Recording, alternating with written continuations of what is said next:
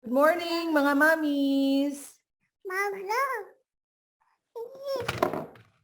Wow. Magsa-start po tayo in a few minutes.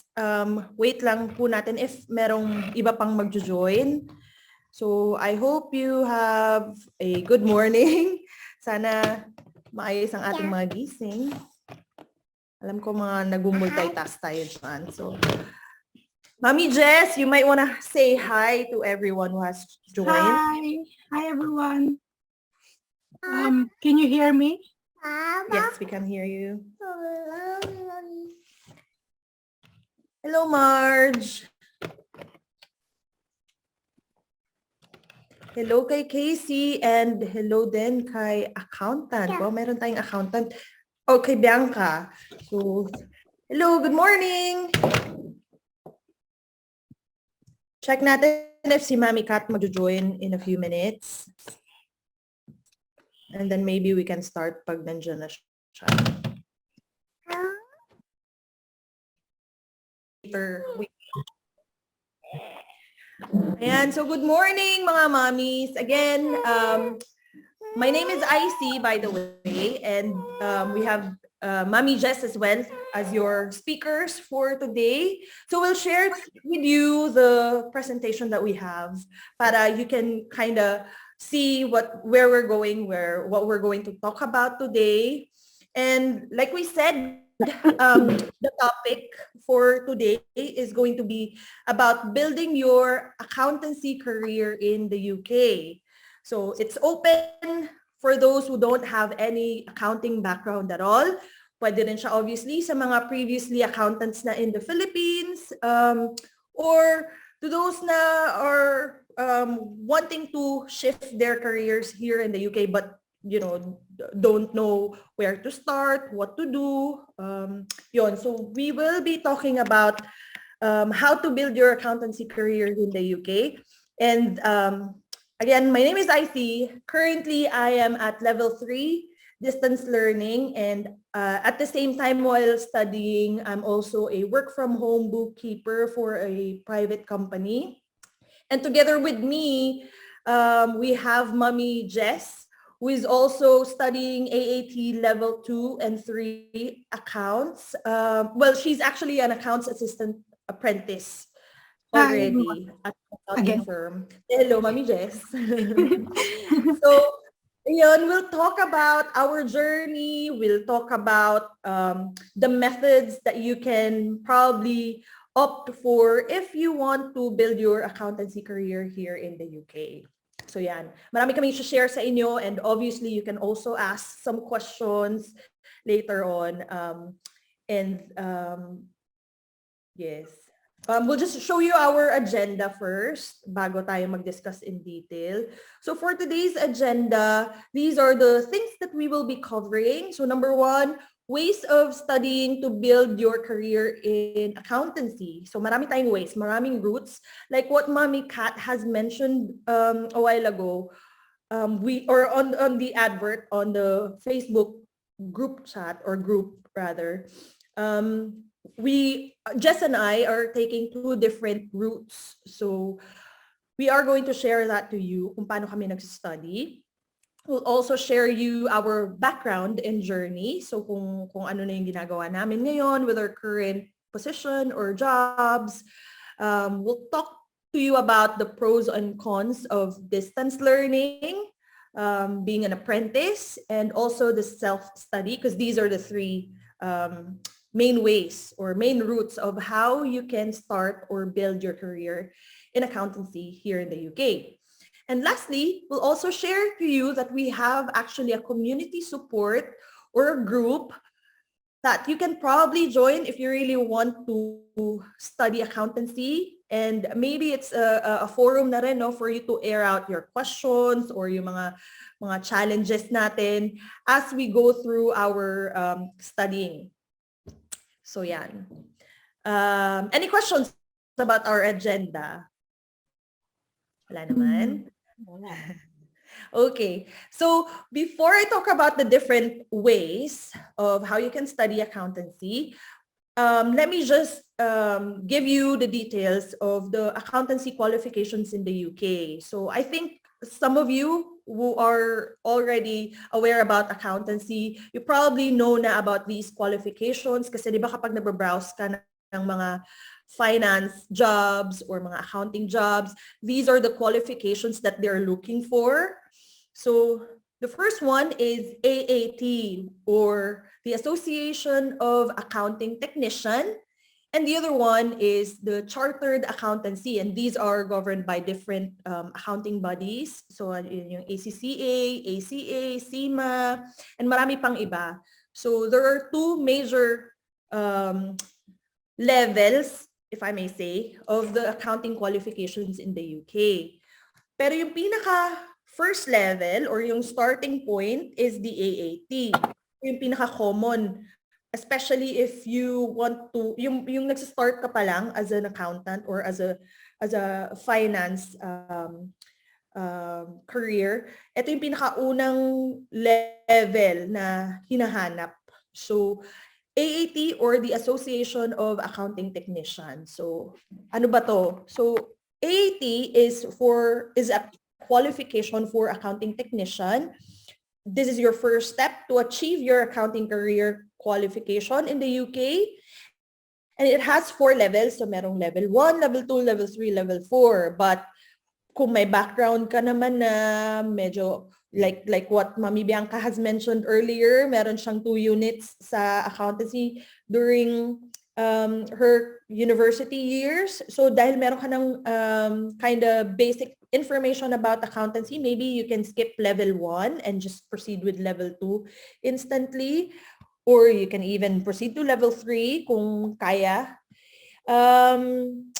The expected jobs for this qualification, kapag na-complete mo na yung qualification, kapag may licensed accountant status ka na or AAT status, the expected jobs from you are bookkeeper, finance assistant, junior accountant, or self-employment. Pwede ka ring mag-build ng own practice mo if you have this license already. So yung mga moms who are looking for like flexibility in terms of work, kasi 'di ba medyo mahirap mag-commit sa mga jobs kasi full-time siya. Pwede kang mag-start ng own practice mo from home. You can provide bookkeeping services, or you can also provide accounting services once you have attained the qualification. Any questions so far? Wala pa naman? If in any event may questions tayo, just feel free to type it on the comment section, mamis ha. Later on, i-answer namin siya towards the end, or kapag may chance, we'll answer them as we discuss these things. So yan yung AAT portion. First step siya. Now, if you want to pursue pa talaga the higher level of accountancy, you may go ahead and proceed with chartered accountancy, which is licensed ACCA ka, ACA or CIMA, marami pang iba. Itong mga licenses na to gives you the qualification to give business advice to big companies. Right? So it's the chartered accounting qualification. And this is the final step in becoming a fully licensed accountant.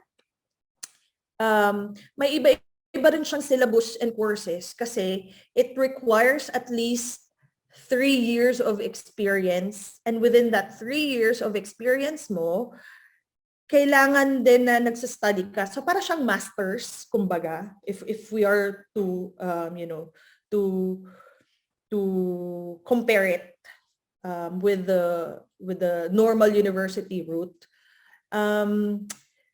So yon, and the expected jobs for this qualification would be private accountant, pwede ding public accountant, auditor, mga head or director of the finance, and pwede ring self-employment pa rin.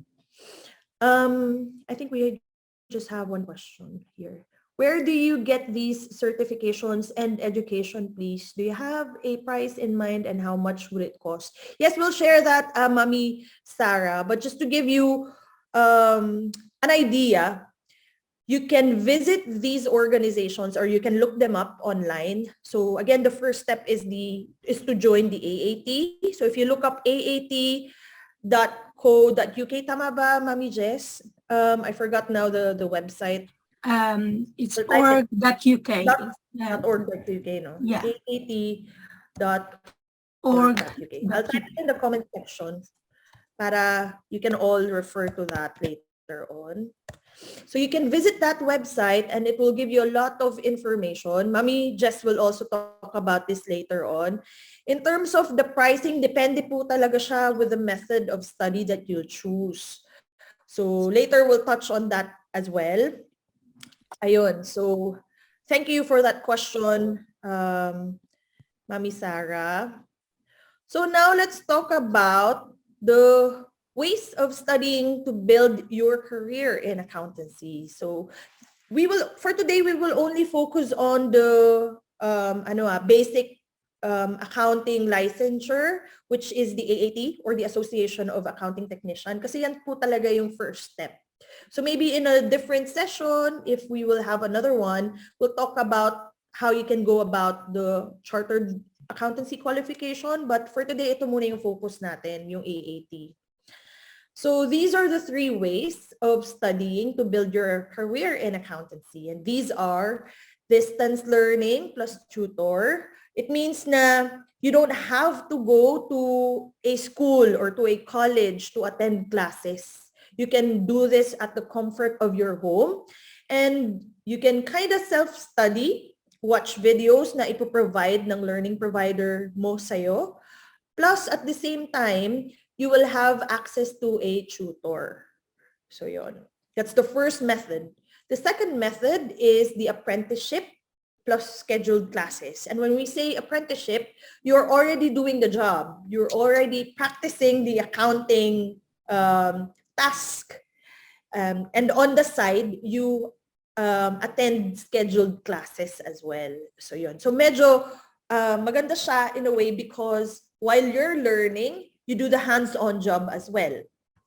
So I think a lot of us prefer that kasi nga kapag nag-study ka lang without practicing it, you tend to forget what you learned, di ba? So yun.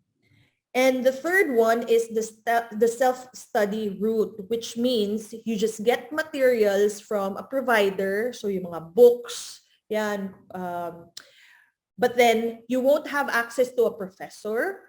You won't have access to a class, and you won't have to go to a college or a university to attend the classes or the sessions kasi nga nagsi-self-study ka lang. Obviously, it's also flexible kasi you can do this anytime you want kung kailan mo siya masisingit sa busy days natin as mommies. So yon, these are different routes. And if we are going to share to you how we go about these routes, no? And so I'll give you a little bit background of ourselves. Later on, Mami Jess will also have her turn. So again, my name is Icy. I'm 35 years old. I've been married for 4 years and now with 2 kids, ages 3 and 1. So toddler stage, medyo busy. Talaga, no? Ito yung mga early years ng mga kids natin na kung saan kailangan talaga ng tutok sa kanila. And this is one of the reasons why I chose this route kasi I think I can do it. I can do it in my own time. It's flexible and at the same time I can still look after my family. I've been living in the UK for 3 years now. So meron pa akong another stint ng FLRM bago mag-apply for citizenship. I was a bank trainer for Citibank in the Philippines and that was for 8 years. So from 23 years old ako until I stopped my career. Sa Citibank ako nag-work. I've finished my course under BA Economics. So I think, I'm not sure if it was Mami Bianca or Mami Sarah who mentioned earlier na 2 units lang yung ano niya, yung subjects niya or yung units niya about accountancy during college. So it's very similar with me. Basic accounting lang din yung natutunan ko during college. And then I worked for a bank. So yun. So very similar. I just forget kung sino yung mommy yung kanina nag-mention ng very same situation as me. So chika tayo later, mommy, kung sino ka man. Feel free to message me later on. I had my career break since 2018 kasi nga I started my family with my husband. So syempre you have to process the things that you have to do para maka-move here sa UK, tapos nabuntis. So medyo challenging for me, especially during the first few years ko dito kasi yun nga ang hirap, 'di ba, maghanap ng work, lalo na kung wala kang work experience here in the UK. Tapos kahit pa meron kang vast experience in the Philippines, minsan the tendency is they don't really look at that. They still want you to prove yourself and you still have to start from scratch, 'di ba? So medyo nahirapan talaga ako kasi yung experience ko in the banking industry before, if I wanted to do that here in the UK, I'll have to find a full-time job instantly. Hindi ko naman siya magagawa na work from home eh. Unless na lang siguro I pursue customer service, yung mga ganong areas. So it was quite challenging for me. Kaya, initially, I planned on becoming a bookkeeper na self-employed. Kasi I can do it from home, which is what I'm doing right now. Pero when I learned na I can get the license or the qualification from AAT and that apart from the bookkeeping license, pwede ko namang i-pursue siya na full accounting qualification siya, I changed my mind. So, imbes na bookkeeping lang and stop from there, I wanted to get or achieve the chartered accountancy route instead. And that's what I'm doing right now. So, slowly but surely, so we'll get there. Basta dahan-dahan. Wala naman tayong grace, no? So, anytime na matapos mo yung course, will be fine. So yun. Currently, I am a bookkeeper for a private company, but I work from home. I'm a finance controller as well. So yung coverage ng task ko is that apart from the double entry bookkeeping, I manage the accounts receivables, the account payables. I also do payroll. And I assist my boss in preparing financial statements as well. Lalo na yung accounting year namin mag-end na for this month. So yan, medyo magiging busy soon to consolidate. Well, not consolidate, but to prepare the financial statements. So my journey, I think I've mentioned it earlier, I found it difficult to kickstart my career in the UK despite my 10-year work experience in the banking industry. Ang dami kong in-applyan before.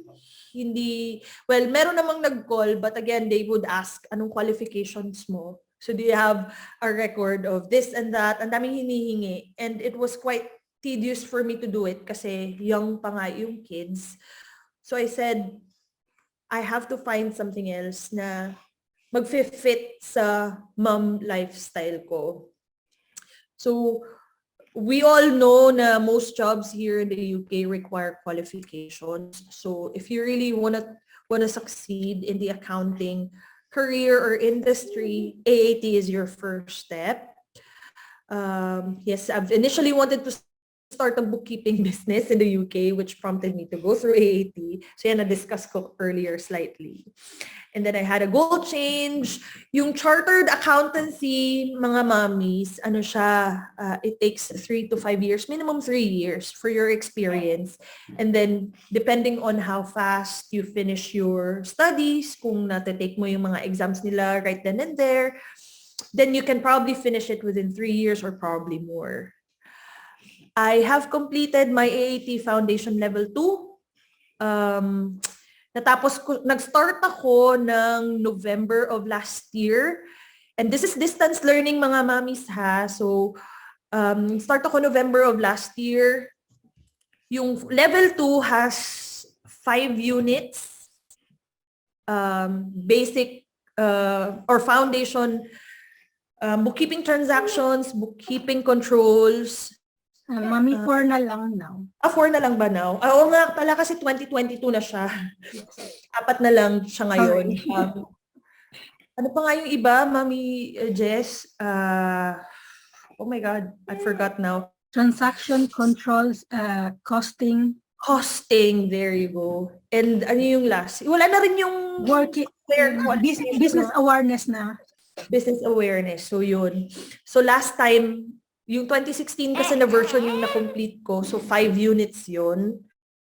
Kasama yung accounting software license or certification rather. So with the new qualification now or the new version 2022, medyo pinadali na nila somehow yung process. Wala nang synoptic unless you go through apprenticeship. And then, ano pa ba? Natapos ko siya. Started November 2021, natapos ko siya ng March of this year. Eh yung synoptic, mga mamis, para siyang final exam. It takes 6 weeks bago nila i-release yung result. So pag na-complete mo na lahat ng exams mo for a certain level, kailangan mo i-complete yung synoptic, which is the final exam. Pag tinake mo yon, it takes 6 weeks to release the results. So yun, na-receive ko yung certificate ko ng May na siya of this year. But then, I already started my level 3 na din, month of April. Kasi yun nga, nag-feeling-feelingan ako na pasana ako. So, in-start ko na rin yung level 3 ko agad-agad. Kasi pwede mo naman siyang gawin na ganun. You don't have to wait for the result. But obviously, pwede much better if, for your peace of mind na hintayin na rin yung result.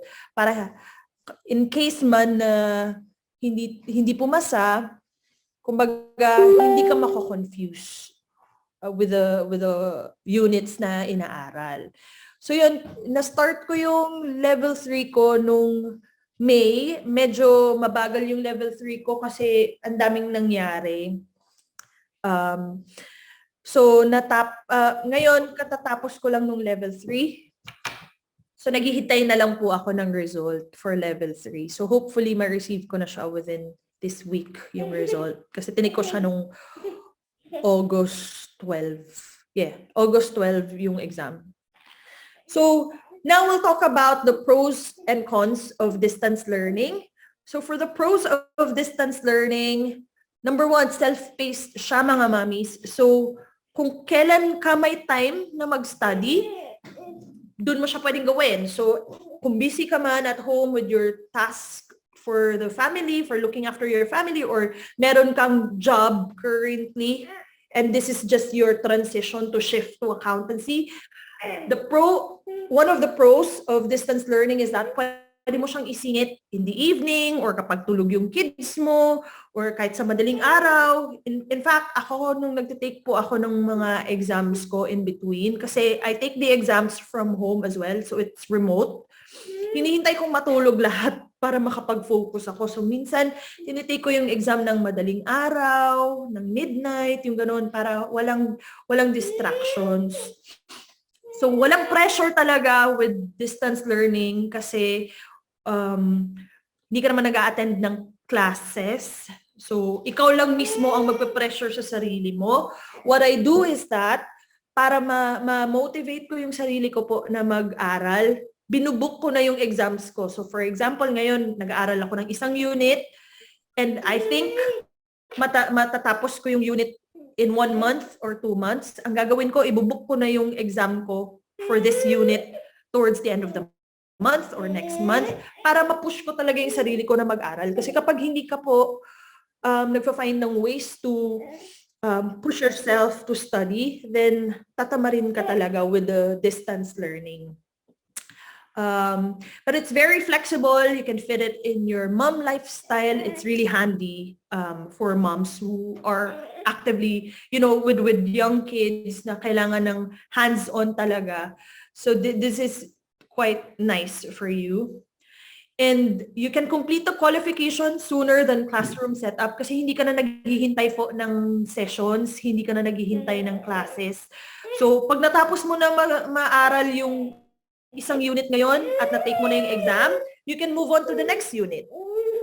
Unlike with the classroom setup, hihintayin mo yung schedule ng learning provider mo, which can take, minsan tag-isang schedule lang per year, yung learning provider. So mas mabilis ang distance learning kung gusto mo ng fast track. It's tutor assisted. So kahit na ikaw lang nag-aaral on your own, if you have questions, kung gusto mo ng clarifications or gusto mong magpa-explain kung ano yung topic na yon na inaaral mo, then your tutor can help you. And when you're doing this, you can also work in a regular job while studying, like I said earlier po. Kasi like with me, part-time bookkeeper lang ako right now. So I still have my job on the side. I can still look after my family on the side. I work from home and I have plenty of time to study as well. So yun yung mga pros ng distance learning. So ngayon naman, may mga bagong nag-join pala sa atin. Let me just say hello and welcome to Mommy Ethel and Mommy Lorraine. Hello po. Now, this time, let's talk about the cons of distance learning. So it's important, no? Let me just stress out na if you're planning to study AAT or shift to an accounting career, it's important na alamin po muna natin yung pros and cons ng pipiliin nating method para ma-fit natin sa lifestyle natin. So, in terms of cons for distance learning, it can be costly as costs are out of pocket. So si Mami Sarah earlier, tama ba, nag-ask about the pricing? Mami Sarah, actually it depends on the learning provider po na kukunin mo. Kasi meron yung mga prestigious learning providers talaga na medyo mahal, but you get the quality of their teaching. Diba? You pay high, pero yung quality naman ng pagtuturo nila sa inyo is maganda rin. But you can also find cheap ones that are okay and affordable. Ayun. But you have to expect na sometimes yung tutor is medyo delayed mag-reply kasi nga marami silang kinukuhang mga clients. So medyo delayed mag-reply, hindi instant mag-reply, ganun. And But sometimes do you have a range? Like, just to give an idea for the highest for one in distance learning lang to, Mami Sarah. For distance learning, I paid with because I started with ICS, which is a different learning provider with what I am going with right now. With ICS, ang binayad ko sa kanila was 800 pounds.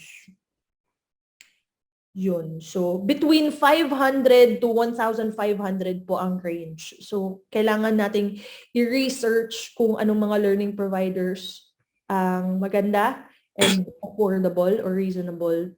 Mami, the cost ng 800, for example, yung ganun, isang level lang yun? Right? Isang level lang po siya, Mami. That's why it's quite costly kasi it's out of pocket. Unlike with other methods, yung isang method na i-discuss ni Mami Jess, apprenticeship, Okay. hindi siya mahal. I-discuss ni Mami Jess later why we're saying na maganda rin yung apprenticeship kasi may magsusponsor sa'yo. But for distance learning, just to give you a background, distance learning and self-study, ano siya, out of pocket unless makahanap ka ng employer na magsho-shoulder sa'yo, magsho-shoulder ng ng course mo. May iba kasing ganun na nilalagay nila sa job description na wanting to study AAT, ganyan-ganyan. We will happily shoulder the expenses, ganyan. So, may mga ganon. So, if you can find one like that, I think sa London, maraming ganyan. Kasi maraming accounting firms sa London may shortage kasi ng mga accountants. Kaya maraming nag-encourage, maraming companies or accounting firms na nag-encourage for people to study accounting. So, what they do is that you work for them, you're doing the job already, somehow similar to apprenticeship, pero the difference is you can either choose the distance learning or self-study. Pwede mo siyang gawin at the comfort of your own home and your time then. Only question, does it matter in terms of like which provider like you get Matter course po. na take mo in terms of employability after? Like, kasi diba you said earlier na mayroong mga providers na mas prestigious than others. Like, do you think it actually affects employability as an accountant or not necessarily? Not necessarily, Mommy, kasi the employers would actually look at your performance or how well you have understood the accounting information per se. It doesn't matter kung pumunta ka sa self-study route or distance learning lang or apprenticeship ka ba, ganyan. It doesn't matter po talaga siya with the employers. Ang gusto nilang malaman is that you've passed the qualification. Kasi hindi rin naman talaga siya very easy to go through the courses. May pass mark siya that you have to meet. So, it doesn't matter kung mamahalin yung providers na pipiliin mo or yung medyo affordable, Mami. Pero, if I may just say, may mga accounting firms na yung mga nag-shoulder ng courses, there are certain providers na prefer nila. Like, I know an accounting firm here from where I am, because I'm in Kings Lynn po pala. I forgot to mention, I'm in Norfolk. So, sa east po ako. Yung isang accounting firm dito, nakapartner sila with First Intuition. So, lahat ng apprentices nila doon nag-aaral kasi they know na maganda magturo, ganyan. So, yun. May mga So, ma'am, sorry to cut you, but the payment is inclusive with all the modules and the training plus the exam. If you fail the exam, you have to pay another round of examination. Yes po. Mami, hindi po yung sa price range na kinote ko, or say yung sa ICS which was 800 pounds, hindi po kasali lang doon yung materials and yung tutor. Okay. Pero hindi po kasali yung exam. Kasi, pag nag-book ka, magbabayad ka every time you book an exam. How much would that cost? Yung roughly? Yung roughly, pag nasa in-person yung exam, Mami, parang merong mga nasa 80 pounds. Okay. Pag remote, tulad ng mga tinake kong exams, exam from home yung mga tinake ko, nasa mga 90 to 110 siya. And these are timed, diba? If ever it's distance, Yes, timed siya both whether you're in an exam center or nasa bahay ka. Yung mga exams niya is roughly around 2 hours. So depende sa complexity ng unit. Umaabot may ibang exams na you can take up to 2.5 hours, ganun. Okay, thank you. Sige, Mami, I see. I have First Intuition distance learning with First Intuition prices here. Saglit, hindi ko makita. Pati hindi ko makita. I-post siguro din natin later, Mami. Yes, I'll post it later. Yung roughly ng price. So here it says level 2 bookkeeping certificate, it goes from 450. That's level 2 accounting 1,095. Level 3 bookkeeping certificate 700. Level 3 accounting qualification 1,245 and level 4 accounting qualification is 1,395. Ang maganda sa first intuition is you can pay installment. So so hindi mo bigla-bigla babayaran lahat. I'll post later sa group. Currently, mga mommies, I'm with First Intuition. With them, meron kasi different ways than with them. Merong online live wherein you have access to their live videos, yung tutor while nagdi-discuss, you can instantly ask questions and right then and there, sasagutin niya yung questions mo. So para kang nasa classroom din, pero virtual. Yan yung medyo mahal sa First Intuition. I took the FI online lang. So I have access to recorded materials. Tapos kasama na din dun yung books na makakapal na sa 6 na books yung binigay nila sa akin. So yun. But they also have self-study route, which is materials lang yung ibibigay nila sa'yo, pero wala kang tutor, wala kang access to live videos as well. So yun. Just moving on to the cons of distance learning. So it requires strong self-motivation kasi kailangan mo nga pong i-push yung sarili mo to study. No hands-on experience while studying, unlike with apprentice. Unless na lang meron kang job na nakuha. Like in my case, nakakuha po ako ng bookkeeping job after ko makuha yung level 2 na qualification. So nakahanap naman po ako ng bookkeeping job that fit my current lifestyle. So in practice, na-apply ko yung natutunan ko po from level 2 and level 3 sa current job ko. So regular pay rate din naman yung binibigay na sa akin ngayon nung employer ko.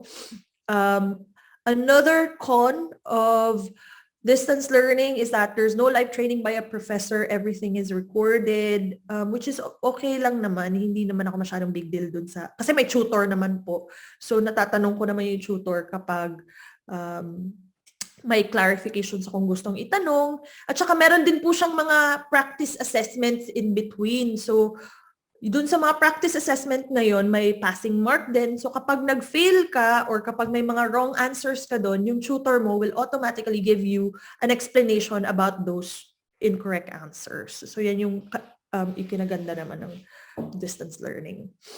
And lastly, you have no classmates, just accounting friends at the same level.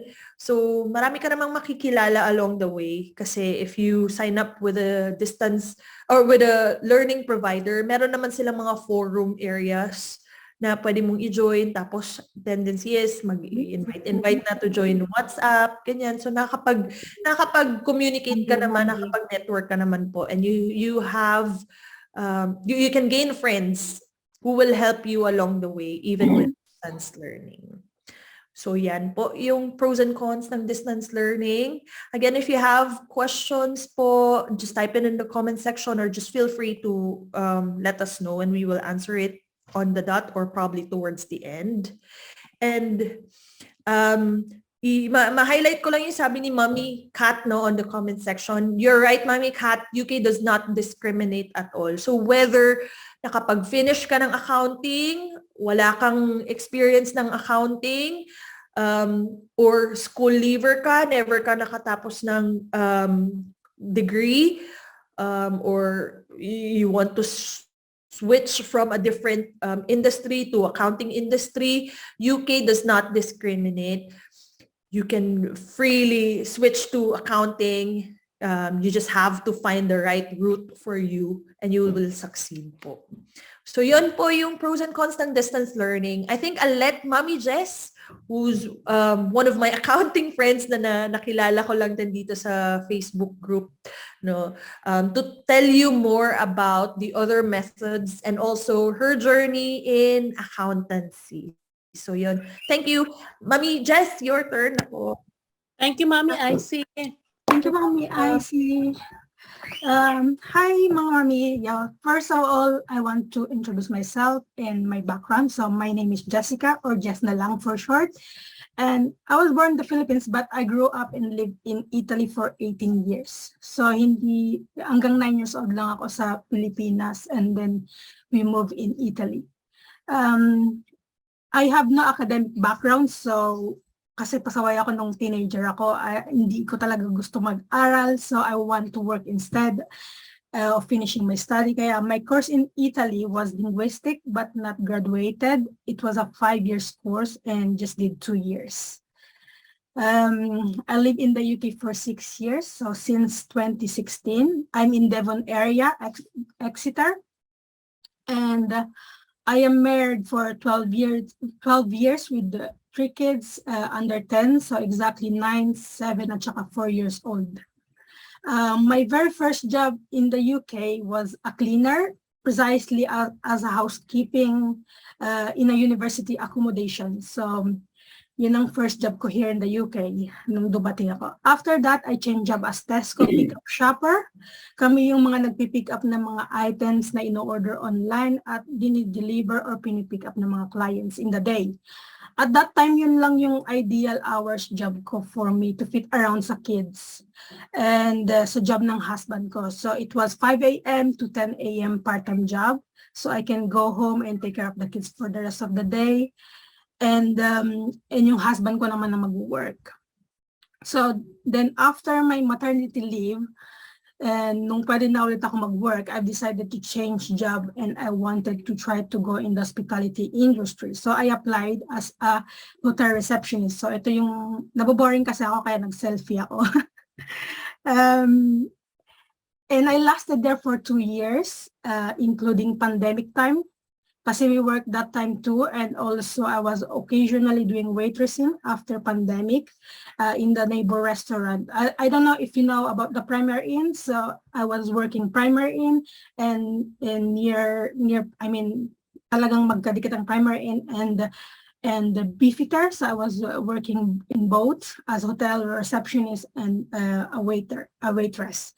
And then I left the company, and after that, I wanted to try a part-time office environment job while studying my bookkeeping course. Back then, I started bookkeeping instead of accounting to get my experience, and I've got a job in a care home as an admin assistant near dito lang sa malapit sa bahay, so I grabbed the opportunity. And here mas na-expose ako about bookkeeping while making and recording invoices.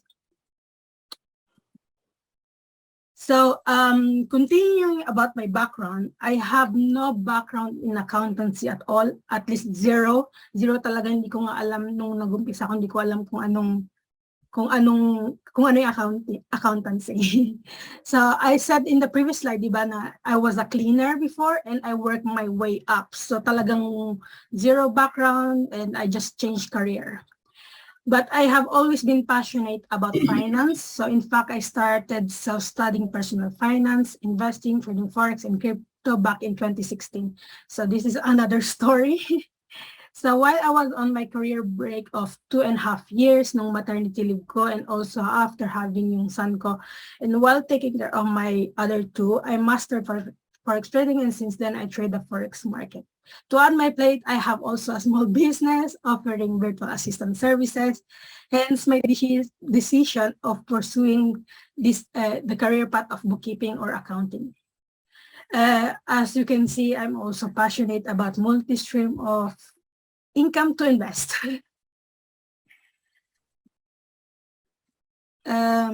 So moving forward about building a career in accountancy, of why ako nandito here now, I started the course with the intention nga of adding bookkeeping sa service ko sa business ko as a virtual assistant. But I changed my mind in the process, mainly kasi I saw more opportunity and also more choices if I finish accountancy instead of bookkeeping.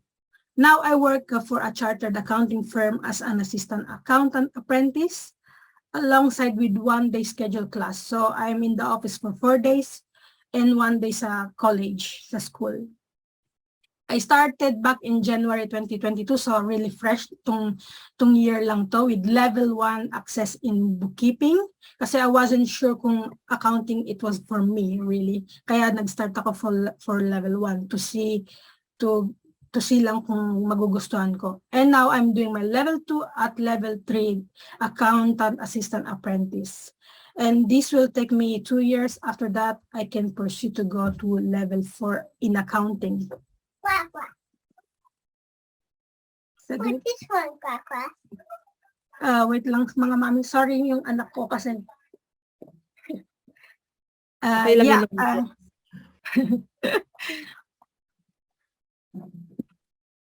Wait.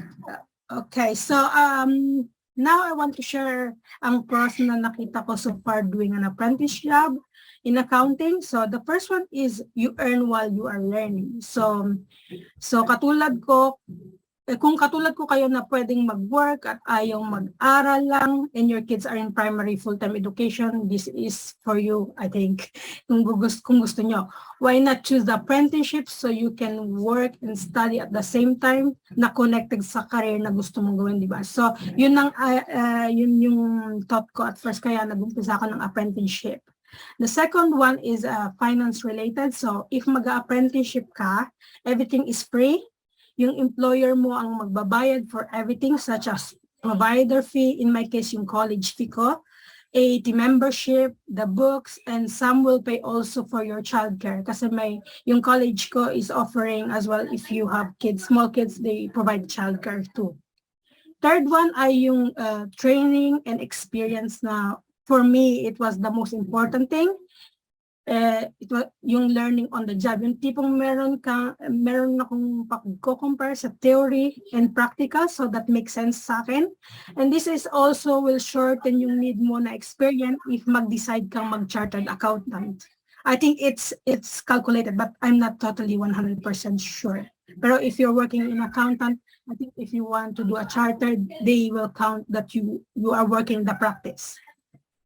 So last but not the least, no work in weekends, Christmas, New Year, Boxing Day, bank holidays.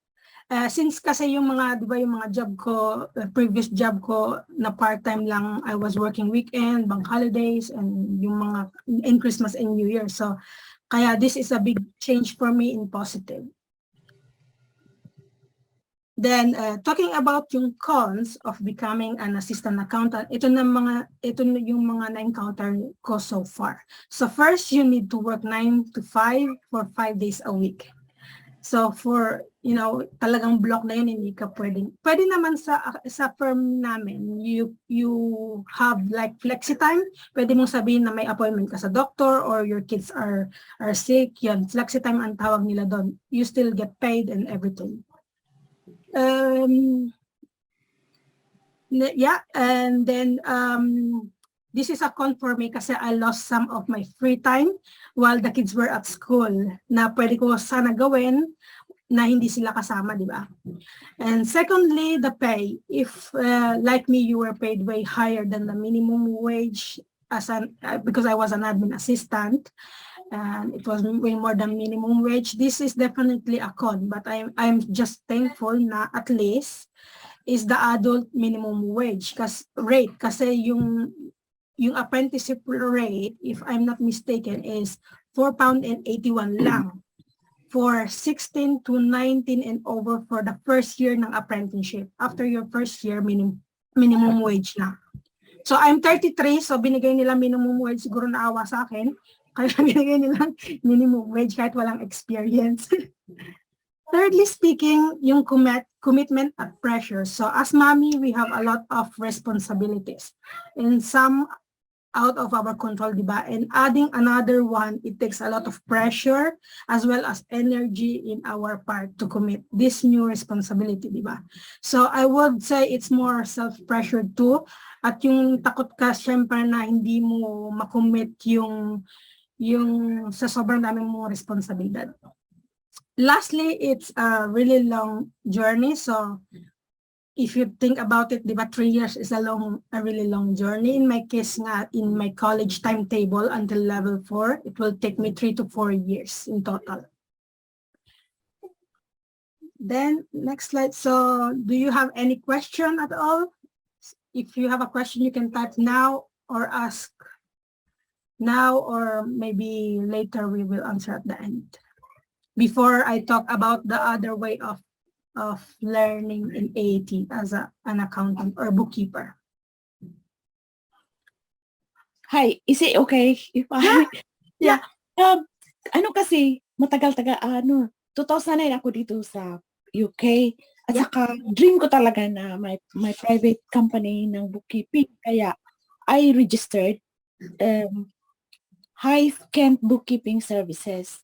Pero, noong 2017, kasi kailangan nating kumita eh. Kaya may mga babayaran tayo, kaya napabayaan ko. And at last na progress noon is to have policy and procedures about bookkeeping if you want to do private limited company, which it's hard for me. So if anyone can help me to do that, I would be glad. Yeah, we can. Kasi di ba I mentioned I'm part-time bookkeeper. Ngayon kasi merong mag-hire sa akin na another client to do her bookkeeping and payroll. So, ang tendency is I would have to start my own business na kasi yung current company ko, which is a private limited company, ang mangyayari is I have to declare as a self-employed person para mayroon akong, para ma-cater ko rin yung isa kong client na mag-hire sa akin. But I also have to file yung licensing and all that as a business to have a bookkeeping business. So, Mami, you might wanna connect tayo later to talk about that. Oo, kasi gagawa din ako ng akin kasi. So, we may can registration ako. Oo Pero, nga.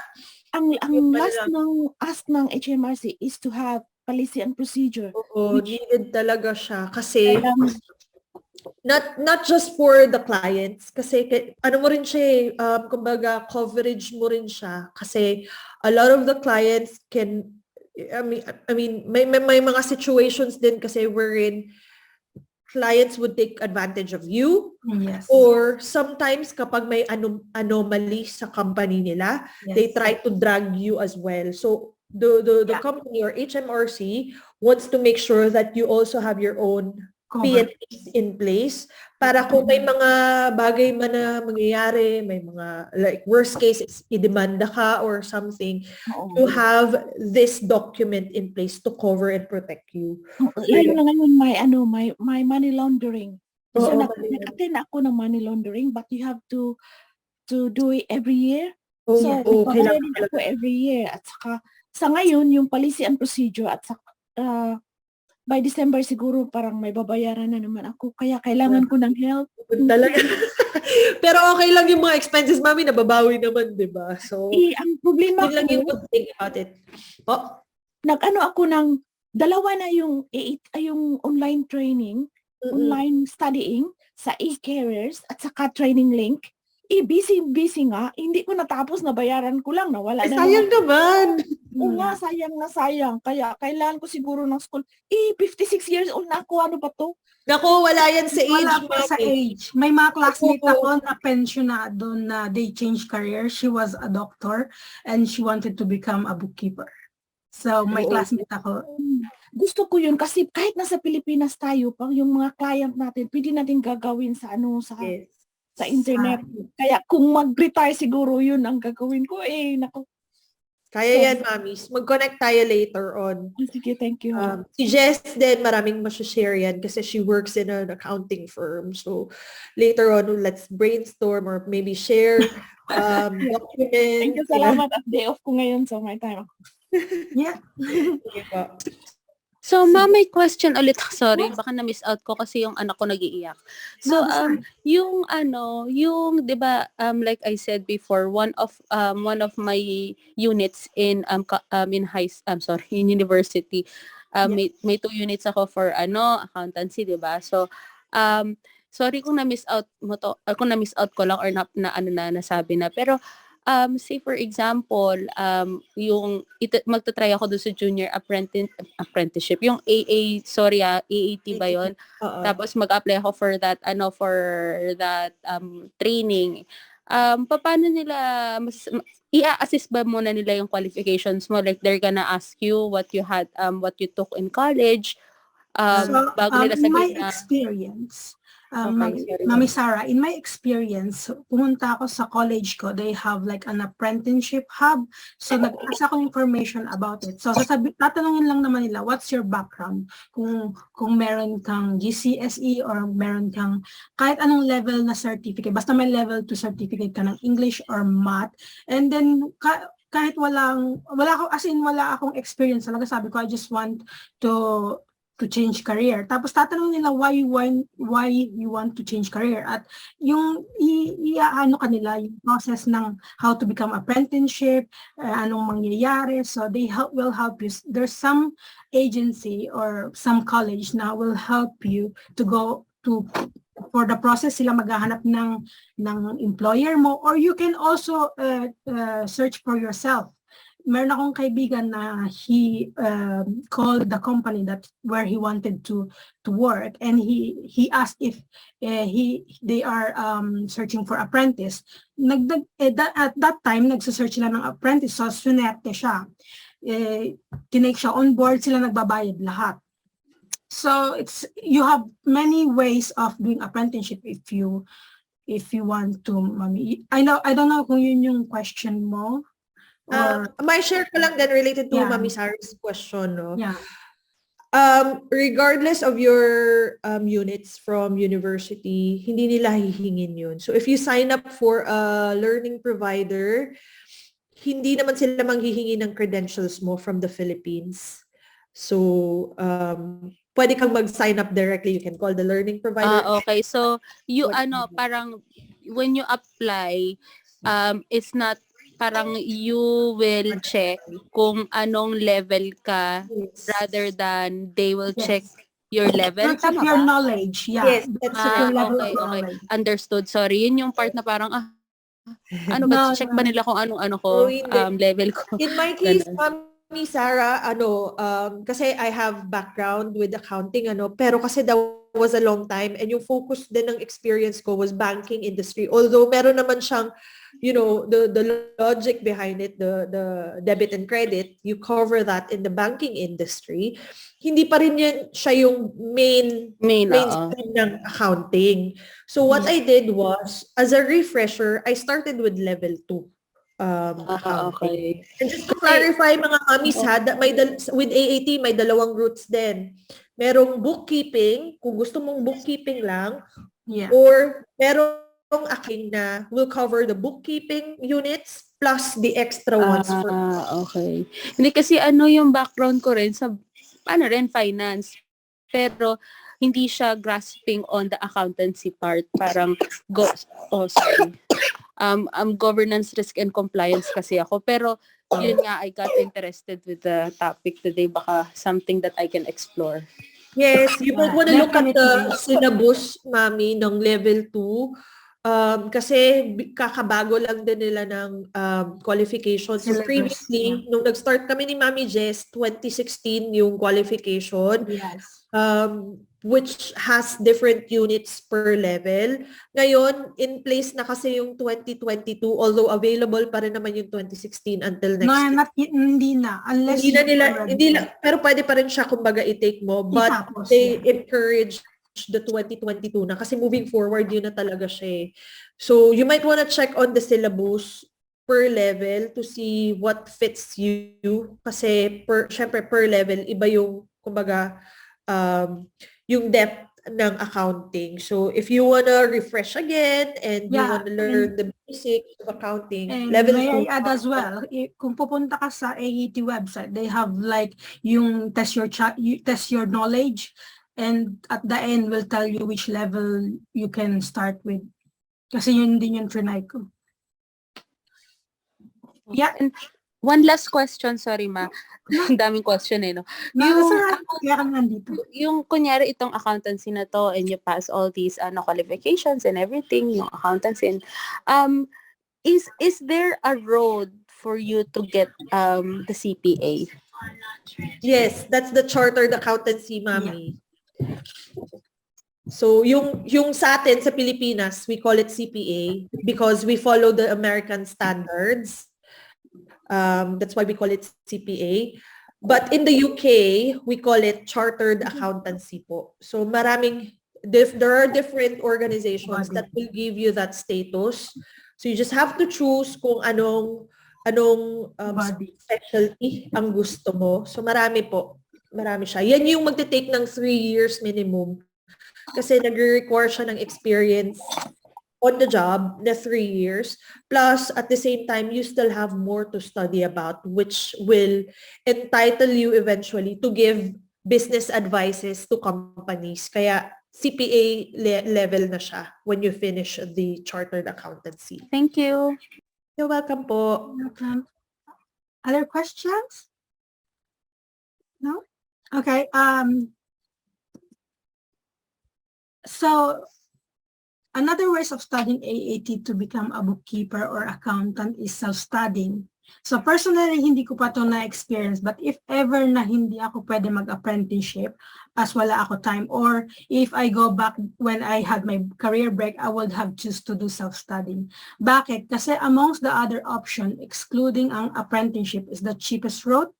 Ang babayaran mo lang ay yung AAT membership na at this moment, yung level 2 is 172 at you have lifetime access. Before 1 year lang, every year you need to renew your membership. But the new qualification is lifetime access. So 172 pound ang membership. Then yung books mo lang, and then yung assessment fee, and every time you do an exam or assessment, may bayad yun. Like we mentioned before, mga nasa 80 to 100, depende rin kung saan kayo magbubook ng assessment nyo. Then, it's self-paced, so means na ikaw bahala if gaano mo bibilisan or babagalan ang pag-aaral mo. Pwede mo tapusin from level 2 to level 4 in a year, or even in 5 years. It's totally up to you. So as self-study, syempre, it comes with cons. You will find yourself unmotivated, kaya it requires strong self-motivation. As you don't have any tutor or professor involved, you will need to step up yourself and do your research. May YouTube na ngayon. Nowadays, maraming YouTube na magandang mag-explain about bookkeeping to and accounting. Kasi yun dati, yun yung pinanood ko. Ano yung lifetime payment na 172? Ano ang link? Yun yung membership fee ng AAT para pwede kayong mag-exam at pwede rin kayo maging member ng AAT. Correct? And ma-attach yung my AAT, MAAT sa title mo. Sa title mo. It's only the title, membership. Kasi ilang beses na rin ako nagpa-member ng ICB, pero yearly din. This year, hindi ko nina-renew kasi nga. Iba po kasi yung sa ICB, Mami, parang yearly talaga sila. Sa AAT naman, change na nila starting this year, yung membership, one time na lang yung payment mo.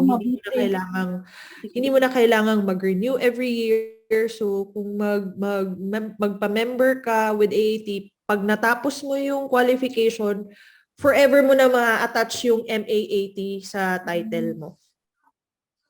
Sige na ko. Yeah, so like I said na, yun nga walang professor or tutor involved, kaya you need to do your research.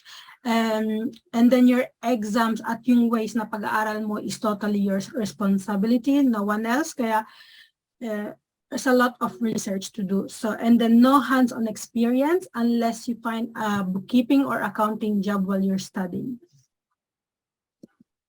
So you may be asking, or maybe not, paano ba at saan ako mag-i-start? So you can find all the information na you need sa AAT website na www.aat.org.uk. Also, if you are more a classroom or face-to-face setup, kind of, pwede mo ask in your college if they provide an accounting course for adult and find also kung eligible ka for bursary kasi nag-offer din sila ng bursary. If so, all your studies is free including books, college fee, AAT membership, at marami pa. And ang threshold at the moment for household income to be eligible sa bursary is 50K kung hindi ako nagkakamali, 50K.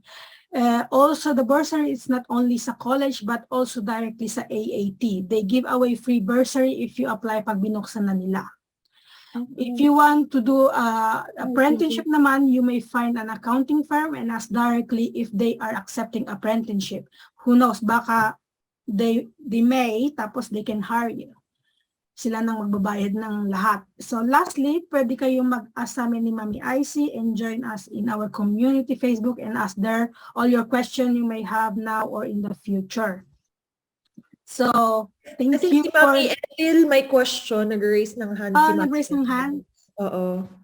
Mami Yeah. Ethel. May tanong ako doon sa sa apprenticeship. Yeah. Kasi I know one mommy na personal kong kilala. She works with council. Sila rin, council, pwede ba sila mag-sponsor doon? Yes, every employer na gusto ng apprentice, depende sa job na ina-offer nila. Kunwari, kahit sa council ka tapos pero dun ka sa finance, di ba? Sa finance ka. So, you can ask them to do AAT and do the apprenticeship. Kasi ang magbabayad naman ng apprenticeship mo is the government because the government is giving them the fund to hire apprentices. Parang nga kasi diba, like Mami IC said before, shortage ang accounting and bookkeeping. So they are making more funds for accountancy para more people can, or more businesses hire apprentices imbis na mga qualified na. So parang halimbawa, Mami, meron kang background sa accounting, let's say from Pinas yung experience mo na yan. And in UK, you don't have. But you can get a job. Halimbawa, you can get some job sa accounting department or sa finance, let's say in council or in a private. Then from there, you can go and get these courses, whether in ATT, na private, or in apprenticeship. Is that correct? Yes. So, ewan ko kung totoo, but I saw on Facebook, merong isang mami doon na nag-share ng story niya. She had a background in the Philippines as accountant. Ang ginawa niya talaga, she asked question and talagang pina-convert niya yung university degree niya sa Pilipinas just na para ma-acknowledge dito sa UK. So, it's been acknowledged pero meron siyang mga units na she needed to do kasi nga iba yung sa there's many units na iba sa Pilipinas than here. Kaya she needed only to do the units that she don't have.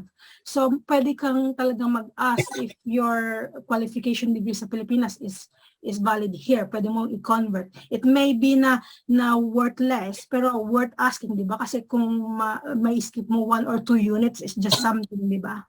Yes. Kapag accountant ka na po sa Pilipinas, let's say CPA ka na, ganyan, pwede mo yung ipa-convert talaga. I think there's just a body from the Philippines that you have to go through para i-convert nila to international status yung CPA mo. But if your title in the Philippines hindi naman CPA pero accountant ka, there are certain employers naman here in the UK who are okay to take you on, to take the accounting tasks na or accounting jobs. Depende po talaga siya sa employer, but most of them really would require you to have the qualification kasi nga that's how they do it here. They really ask for qualifications po. But yes, just like what Mami just said, pwede mo siyang ipa-convert, pwede mo siyang i-go through yung proper channel para ma-credit naman yung mga nakuha mo na sa Pilipinas. So, Okay, yeah. thank you, Mami Jess and Mami IC. No problem. I think si Mami Shen din may question. Yeah. Yes, Mami. May question lang Mami ako. Morris, wait lang po ha. Sige. Mami Shen, Hello? May narinig niyo na po? Yeah. yes po. Yeah, may question lang ako kasi ngayon, alam mo, bumalik ulit yung parang, gusto ko kasi accountancy talaga noon. Bali, na ako 13 years na ako sa construction engineering nagtatrabaho dito. Kaya lang sa information and data management. Parang sawa na ako. Alam mo sa to, nagkaroon ulit ako ng, maganda bukas ulit yung gustong-gusto ko. Hindi ko alam kung paano ako magsisimula. Pwede bang di ba na-mention mo kanina na meron kayong group or something na para Yes. pwede ba akong doon? Opo. Yes, Pwede po. yeah. Nasa screen po, pangalan ng is mga Pinoy sa UK to study support Or bookkeeping and kung- accounting. Oo. Or kung okay lang kay Mami Kat, i-post din Yeah. namin yung link specific to that group kasi ayaw naman namin na i-bombard din Yes. yung Mm-mm. group natin ng mga puro accounting lang, no? So we made a separate group for that para makakonect po kami sa ibang mommies din who are wanting to go through accountancy, mga nasa accounting industry na gustong mag-share or mag-support din ng iba-ibang mommies who are going through the Yeah, same. we share also yung mga materials namin na binigay sa amin ng mga, at least yung college ko, I will try to share all yung mga material. paperworks. Sige. Thank you, Mami. No problem. Nagbuhayin ulit ako. I think Mami Happy. M. Morris, may nasa accounting industry ka na po ba? I find that you have Yeah. some, Kasi yes sabi po. ko, start ACA for CPA equivalent natin sa Pinas.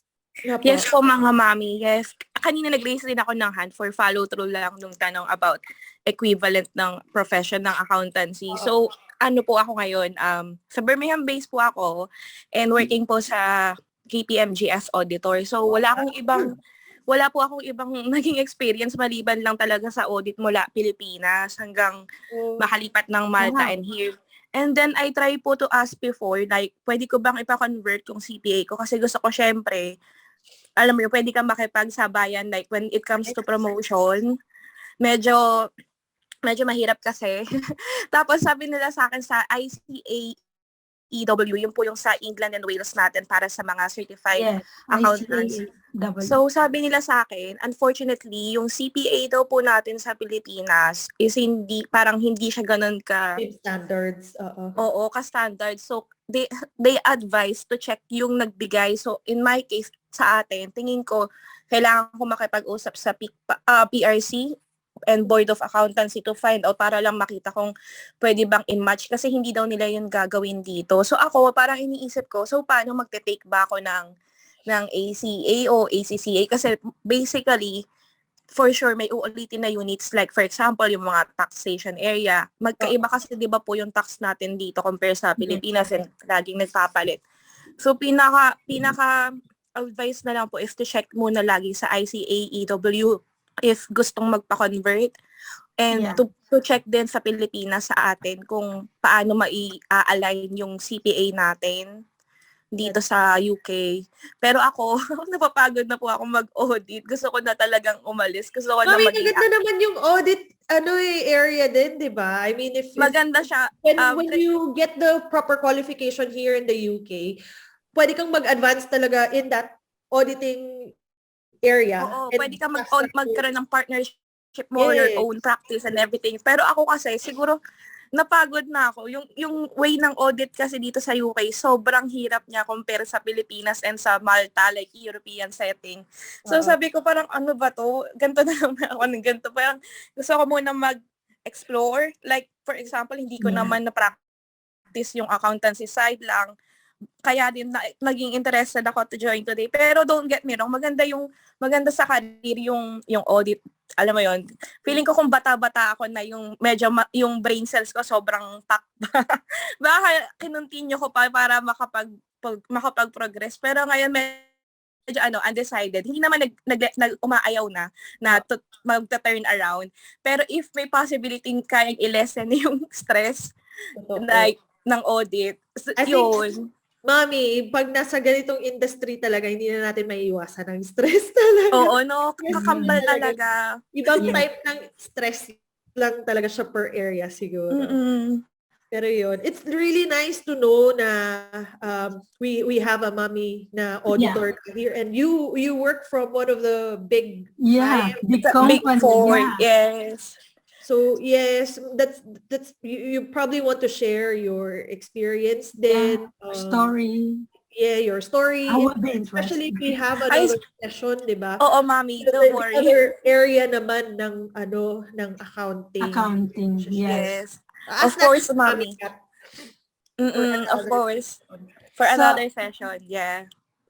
I think meron pa po tayong isang question from Mami Cherry. Sabi niya, thank you pala for today's topic ng mompreneurs. Apprenticeship, does it require age limit? Sa area ko, it's more for certain ages like 19 to 25 years old. As you said, depending sa employer na mag-sponsor. Mami, Jess, Yes. So I am 33 years old. So inano nila ako, kinuha nila ako. But yeah, no, there's no age limit kasi as long as I know, UK talaga doesn't discriminate kahit anong age mo pa. So sa amin, hindi sila nagtanong ng age. Kahit nga sa CV ko, there's no date of birth. Wala silang date of birth. Tinitingnan nila yung name mo, yung background mo and what you can do or what yung mga experience mo, skills. Yun lang. And maybe some company may look your age, pero as long as I know, dito sa UK doesn't discriminate any age. Kaya pwede ka mag-apprenticeship in any age. true. And Filipinos can get away naman, di ba? Pag tinignan nila tayo. Yeah, exactly. Akala nga nila 22 lang ako eh. 20 years old. So, Diba? Mami Cherry, wala pong walang discrimination, walang age limit. Kahit yung mga nasa 50s, 60s, nagsha-shift pa na po sila ng Kahit career. ethnicity or your religion, wala silang discrimination here. Ayan. Meron pa po ba tayong mga questions? Yeah, Miss Bianca, ito. Yun si Mami Bianca. Raise hand. Yeah. Yes po. Dun sa apprenticeship po, di ba, kung gusto ko yung apprenticeship style, paano ako magsa-start? Like, maghahanap pa muna ako ng employer or mag-aaral muna ako ng AAT1, level 1, parang ganon. Saan po kayo? Kasi depende sa area, but if you are in London, I think many people na meron mga like apprenticeship hubs kahit na hindi college. Kasi may nakita ako sa LinkedIn. Sa ano po ako sa Lee Wigan. Saan yun? Hindi, joke. Try mo i-search, Mami. Greater Manchester siya. Manchester. Yeah, yan. may mga apprenticeship hub dyan. You can ask your college first. Tingnan niyo po yung college nyo kung may apprenticeship sila and they can tell you what to do. Or kahit online may mga apprenticeship na. Pero be careful, be aware lang sa mga scam kasi paminsan may mga scam dyan. Pero or another route, pwede kang maghanap ng accounting firm, tanong mo, ask a question, sabihin mo, look, I am trying to become an accountant. Are you willing to take an apprentice? Kasi may ganun yung kaibigan ko nga, he did that. Ayaw niya kasi sa college kasi gusto niya self-study dahil mas mabilis nga if you are self-studying. Hindi mo kailangan i-follow yung timetable ng college. So, he did 1 year from level 2 to level 3 in 1 year. Tapos, yung nagbayad is yung employer niya. You can ask. The worst thing they can say is no. Yes. Mami Bianca, ang masasuggest ko naman, Mami Bianca, you can look up accounting firms in your area, tapos check mo yung website nila mismo, check mo isa-isa yung mga websites. So sometimes they don't really post the job ad or the apprenticeship opportunity online. Check mo lang yung website po, tapos meron doon, di ba, lagi naman silang merong tab for careers. Check the Mhm. careers. They will post there kung currently accepting sila ng apprentices. Usually mga account assistant, when they put account assistant, usually they are apprenticeship kasi yun talaga yung first step ng to be in the accounting industry. Kaya katulad ko, I'm an accountant assistant or accounts assistant, and yun yung ano ko, dun ka talaga mag-umpisa, and then you work your way up. So, okay lang hindi muna ako mag-start nung AAT1. Okay lang.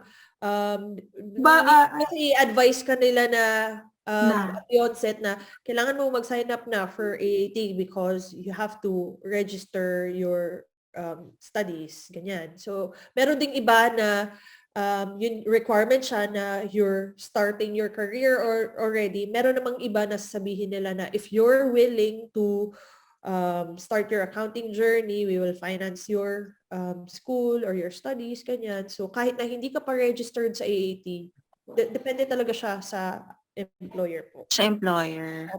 Okay, sige po. Thank you. Welcome. Mami Ethel, may question ka po? Mami, wala na kanina. Hindi ko lang naipaba yung kamay ko pa. Thank you. I Okay just po. improve my yan. Yeah. Okay. Thank you. Ayan, may isa pang question from Mami Sherry. Sabi niya, good morning. Question related sa reporting sa HMRC. I'm still employed sa Philippines and currently working pa rin sa Pinas. Do I need to report ba here na working ako sa Pinas bago pa lang be here sa UK? Ay, parang medyo, ano yun, employed ka pa rin sa Pilipinas, Mami, tapos, Are you working from home? I mean, Opo, remote? working from home. Remote. Working from home po. Ano yung pay mo na receive from the Philippines, does it go to your Philippines bank account or Mga UK? Philippines Bank. Actually business business siya ng husband ko, IT in the Philippines. Tapos ako po yung may hawak na sa accounting nila. So Oh, nung lumipat kami here sa UK, hindi pa rin nila inalis sa akin yung sa accounting. Bali admin in HR head. very tricky question siya, Tricky Mami. question, yeah. Oo, parang ayaw naman namin na baka mamaya masisip kami or As far as I understand. But yung husband ko po, Pilipino siya. Sabi, ang inaano niya sa akin is, bali babaguhin yung status ko sa Philippines, hindi na employed. Ang gagawin daw is self-employed here sa UK. And then, ang sabi niya is yung payment nila, parang pinabi niya is issue ako ng invoice. Pero kasi di ba sa Philippines, if you're doing that, kailangan registered ka sa BIR, parang ganun. Oo, So, yun nga. here, hindi ko alam kung do I need to register. But Well, yeah, I think You will have to kasi kung magiging self-employed ka na po here, kailangan mo siyang i-declare at kailangan mo siyang ilagay sa self-assessment ano mo. But the reason why we say it's quite tricky question kasi nga kung saan pumapasok yung pera mo. pumapasok pa rin yung payment sa akin sa local bank, yung bank ko sa Philippines. Pero here, wala akong income bukod sa allowance na bigay ng husband ko. kasi if ako no, well, kasi I have a virtual assistant business, so I have many clients around the world. I am with limited company, so I need to register AML. Ano lang siya, normal lang siya na parang ang client ko is in the UK. Pero I don't know, kasi kung sa Pilipinas naman lahat, stay in the Philippines, di ba? No joke. Pero clarify mo na rin po kasi kung if you're planning to continue the self-employment here and you will take on clients here, I think it's best to inquire and clarify with the UK government na rin. Mahirap naman po kasi na ma-entangle tayo sa mga complications. So it's best to clarify with them. Pero kasi questionable na rin na sinabi na nandito ka sa UK but then who funds your status here. Di ba? So baka question tayo. Yun nga din, and then ang sabi nga ng husband ko is, kasi you're here, so supposed to be, you need to pay your tax here. Sabi niya, hindi ka pa, kasi parang, they deduct taxes from my sa bayad sa akin. So sabi niya, sabi niya is hindi daw dapat sa Pilipinas. Dapat daw dito ako bawas, dito daw ako magkaroon ng tax.